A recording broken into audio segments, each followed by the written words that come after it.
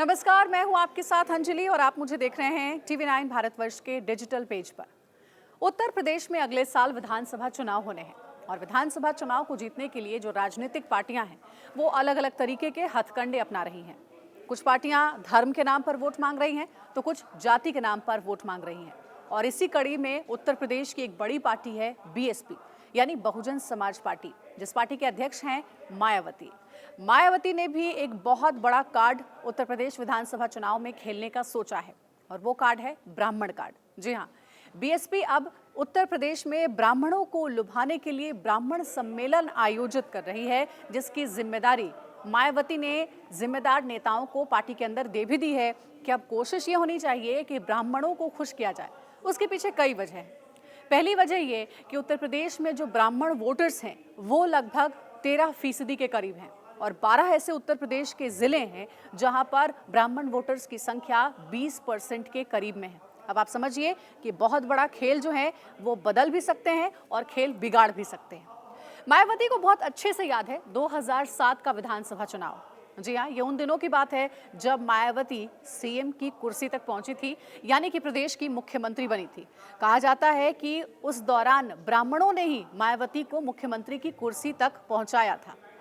2007 विधानसभा चुनाव में कुल 86 ब्राह्मणों को मायावती की पार्टी BSP ने टिकट दिया था और उस दौरान ब्राह्मण जो हैं वो समाजवादी पार्टी से काफी नाराज चल रहे थे और इसका फायदा सीधे सीधे मायावती को हुआ। BSP को ब्राह्मणों ने दिल खोल करके वोट दिया और उस दौरान कांग्रेस और बीजेपी का जो हाल था, जो स्थिति थी वो बहुत अच्छी थी नहीं। तो इसीलिए अपनी परंपरागत पार्टियों को छोड़ करके ब्राह्मणों ने इस बार BSP के साथ जाने का सोचा। ये बात है 2007 की, जिसका नतीजा भी हमने देखा कि मायावती मुख्यमंत्री बन गई। मायावती को 14 साल बाद अब फिर से एक बार ब्राह्मणों की याद आ रही है। 2007 के दौरान कहा जाता था कि जो सोशल इंजीनियरिंग ब्राह्मणों के लिए है उसका कार्ड खेला था मायावती ने। ब्राह्मणों के लिए जो सोशली जो है वो बहुत कुछ करना, उन्हें प्रभावित करना, उन्हें लुभाने की कोशिश करना किया था और इसी कड़ी में कुल 86 ब्राह्मण कैंडिडेट्स को टिकट दिया था मायावती ने। कहा जा रहा है कि अब एक बार फिर से उत्तर प्रदेश में जब अगले साल विधानसभा चुनाव होने हैं तो मायावती चाहती हैं कि ब्राह्मणों की बड़ी भूमिका हो। इस बार मायावती की पार्टी BSP ने मन बनाया है कि 100 ब्राह्मणों को टिकट उनकी पार्टी की ओर से दिया जाए और इस बार जो खेल रहेगा, जो गणित बैठेगा, वो ब्राह्मण, दलित, मुस्लिम और OBC का गणित बिठा करके चुनाव लड़ने के बारे में मायावती सोच रही हैं। हालांकि ये तो बाद में पता चलेगा कि उनके इस गणित में उन्हें कामयाबी मिलती है या नहीं, सफलता मिलती है या नहीं। लेकिन ब्राह्मणों को लेकर के जो सियासी गणित रहा है उसके बारे में जरूर हम आपको इस वीडियो में बताएंगे। बताया जाता है कि 2007 में BSP की जीत के पीछे बहुत बड़ा श्रेय, जैसा हमने आपको बताया, कि ब्राह्मणों का था। और अगर जिन 12 जिलों की हमने बात की, उन जिलों के नाम भी जानना जरूरी है जहां पर ब्राह्मण वोटर्स जो है वो अच्छी खासी तादाद में है। यानी उन जगहों पर अगर जीत हासिल करनी है तो ब्राह्मणों से आपको बनाकर रखनी पड़ेगी, ब्राह्मणों को खुश रखना पड़ेगा, क्योंकि हम सभी जानते हैं कि हमारे देश में जाति और धर्म के आधार पर ही वोट दिए जाते हैं और वोट जो है वही जीत दिलाने में बड़ी भूमिका अदा करते हैं और मायावती इस बात को बहुत अच्छे से समझती हैं। जिन 12 जिलों के नाम हम आपको बताने वाले हैं उसके बारे में गौर से सुनिएगा, क्योंकि यहाँ पर ब्राह्मणों की जो संख्या है वो 15% के आसपास है।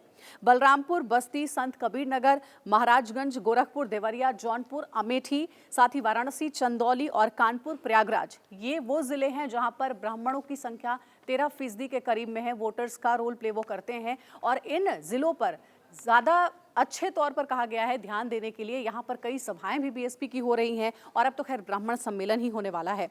बताया जाता है कि सपा जो है वो इस बार कोशिश ये कर रही है कि वो भी ब्राह्मणों को लुभाए, क्योंकि वो भी अपना गणित बिठा रही है। बीजेपी इधर अलग गणित बिठा रही है, लेकिन BSP कहा जा रहा है कि इस बार बहुत ही स्ट्रैटेजिकली आगे बढ़ रही है। मायावती जो है वो एक एक छोटी छोटी बातों पर ध्यान दे रही हैं, क्योंकि इस बार उन्हें विधानसभा का चुनाव जीतना है। कुछ ऐसा ही गणित ये भी है कि 2022 के चुनाव के लिए BSP की प्लानिंग ये है कि 100 ऐसे ब्राह्मण हैं जिन्हें टिकट दिया जाए और मुस्लिम के अलावा जो अन्य जाति हैं उनको भी उनकी पार्टी की ओर से उम्मीदवार बनाया जाए। वहीं BSP ने अभी तक क्या क्या किया है ये भी जानिए ब्राह्मणों के लिए। मायावती ने पार्टी को कहा है कि ब्राह्मणों को ज्यादा से ज्यादा जोड़िए अपनी पार्टी में। साथ ही इसका जिम्मा जो है वो राष्ट्रीय महासचिव और राज्यसभा जो सांसद हैं सतीश चंद्रा मिश्रा, उनको दे दिया गया है। और ये जो कोरोना की वेव आई थी उससे पहले ही 40 जगहों पर जनसभाएं भी मिश्रा जी ने कर ली हैं, ताकि बीएसपी जो है वो ब्राह्मणों के बीच में अपनी पैठ बना सके। अब देखिए जरा कि इसके पहले जो है, अगर हम देखें कि ब्राह्मणों को लेकर के किस तरीके का नफा नुकसान होता रहा है उत्तर प्रदेश की सियासत में, तो 2009 और 2014 की बात हम आपको बताएंगे। CSDS जो centre for the study developing society है, उन्होंने एक सर्वे किया और उसमें बताया कि पिछले 2 लोकसभा चुनाव में ब्राह्मण जो है वो किस पार्टी के साथ ज्यादा नजर आए।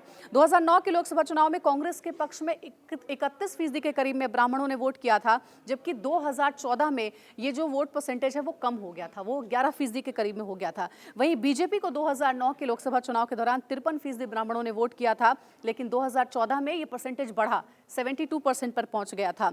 और बीजेपी को इस वर्ग में 2009 में 9%, जबकि 2014 में सिर्फ 5% वोट मिला।